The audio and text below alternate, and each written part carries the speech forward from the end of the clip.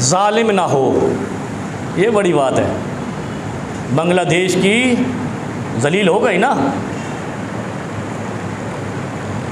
लोगों को फांसियां देती थी कि तुमने पाकिस्तान का साथ क्यों दिया। हालांकि हमारे बच्चे हैं, ये बांग्लादेश हमारा बच्चा था ना, जैसे बलूच हमारे बच्चे, पख्तून हमारे बच्चे, पंजाबी हमारे बच्चे, मुहाजिर हमारे बच्चे, सिंधी हमारे बच्चे, कश्मीरी हमारे बच्चे। तो बेगर तो तुम नहीं हमारे बच्चे।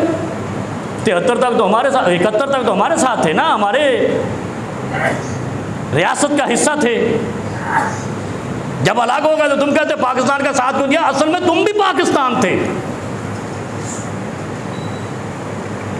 तुम हिंदुओं की वजह से तुमने बांग्लादेश बनाया और आज खुदा ने तुम्हें उस अंजाम तक पहुंचाया कि दोनों खानदान दुनिया से बर्बाद हो गए, नस्ल खत्म हो गई, पाकिस्तान को तोड़ने वाले की भी और बांग्लादेश बनाने वाले की।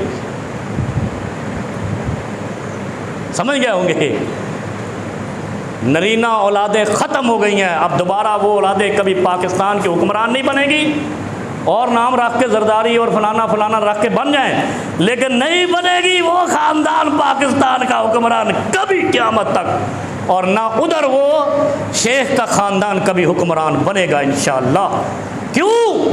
सुन लो, दुनिया के नक्शे के अंदर कोई मुल्क नहीं टूटा जो एक मजहब पे कायम हुआ है। सूडान टूटा, ईसाई और मुसलमानों का झगड़ा था, 2 टुकड़े हुआ। इंडोनेशिया से तैमूरिया अलग हुआ, तैमूरिया गैर मुस्लिम अक्सरियती था, लेकिन पाकिस्तान मुसलमान होने के बावजूद टूटा, इसलिए कि यहाँ शैतान हिंदू ने मुसलमानों को बहकाया था और रियासत मुस्लिमा 2 हिस्सों में बटी थी।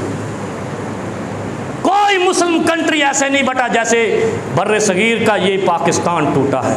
और ये जुल्म की हद है कि मुसलमान भाई भाई के दुश्मन बन गए, अलग हो गए। जालिम